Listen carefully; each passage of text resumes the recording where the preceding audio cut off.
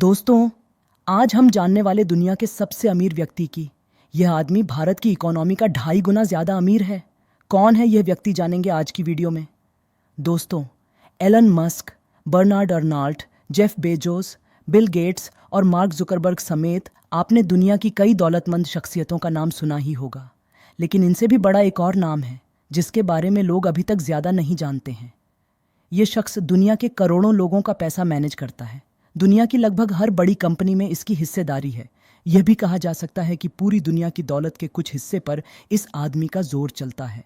वह जहां चाहे, जैसे चाहे पैसे और दुनिया के शेयर बाजार को घुमा सकता है। हालांकि पर्सनल नेटवर्थ के मामले में यह अरबपति कारोबारियों से पीछे है।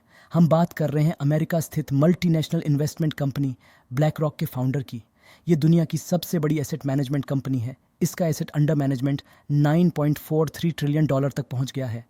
भारतीय रुपयों में यह रकम लिखना भी आसान नहीं है, उच्चारण करना तो और भी मुश्किल है। कुल रकम 78 लाख करोड़ से अधिक रुपये होगी। हैरानी की बात है कि यह आंकड़ा अमेरिका की जीडीपी का लगभग आधा है और अन्य कई देशों की जीडीपी का कई गुना है। इतना ज़्यादा कि पाकिस्तान जैसे 50 देशों की जीडीपी भी कम पड़ जाए।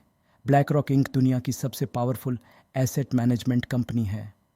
1988 में लैरी फिंक ने इसकी नींव रखी। शेयर मार्केट में गहरी रुचि के चलते लैरी फिंक इस सेक्टर में आ गया और उसने ऐसा मकाम हासिल किया है जिसकी कल्पना उसने कभी सपने में भी नहीं की होगी।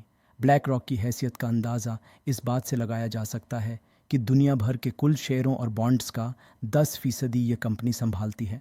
दुनिया की हर बड़ी कंपनी में इसका हिस्सा है, इसीलिए इसे दुनिया का सबसे बड़ा शेडो बैंक भी कहा जाता है। क्या है एसेट मैनेजमेंट कारोबार?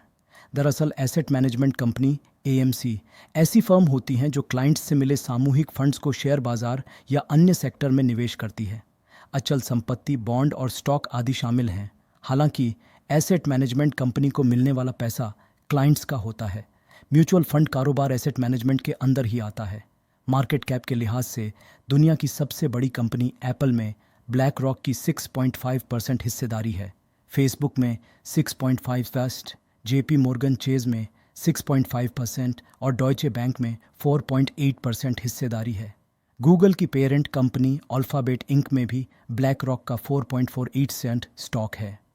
फोर्ब्स मैगजीन के अनुसार अप्रैल 2022 में लैरी फिंक की कुल संपत्ति 1 बिलियन अमेरिकी डॉलर आंकी गई थी। ब्लैक रॉक को दुनिया के सबसे प्रभावशाली फाइनेंशियल इंस्टीट्यूशन का अवार्ड मिल चुका है। इसकी ताकत का अंदाज़ा इसी बात से लगाया जा सकता है कि चीन की सरकार भी इसे अपने यहाँ आने से नहीं रोक पाई थी। साल 2008 में जब फाइनेंशियल क्राइसिस के कारण बड़ी बड़ी कंपनियां सकते में थीं, तो अमेरिका की सरकार ने ब्लैक रॉक का सहारा लिया था। हालांकि कहा जाता है कि इस क्राइसिस की जड़ में ब्लैक रॉक ही थी। इसके बाद जब 2020 में कोरोना महामारी के कारण जब बॉन्ड मार्केट बुरी तरह हिल गया था, तो एक बार फिर ब्लैक रॉक ने स्थिति संभाली थी। फिंक कंपनी के सीईओ और चेयरमैन हैं। फिंक ने पॉलिटिकल साइंस की पढ़ाई की थी, लेकिन पैसा कमाने का ऐसा चस्का लगा कि शेयर मार्केट में घुस गए। उन्होंने 23 साल की उम्र में बोस्टन डायनामिक्स से करियर की शुरुआत की। डेट सिंडिकेशन की शुरुआत करने का श्रेय इन्हीं को दिया जाता है। 30 साल की उम्र में वह बैंक के एमडी बन गए। एक साल में उन्होंने बैंक को 1 अरब डॉलर कमा कर दिया। फिंक ने और जोखिम लेना शुरू किया, लेकिन एक तिमाही में बैंक को 10 करोड़ डॉलर का घाटा हो गया। इससे बैंक ने उनकी छुट्टी कर दी।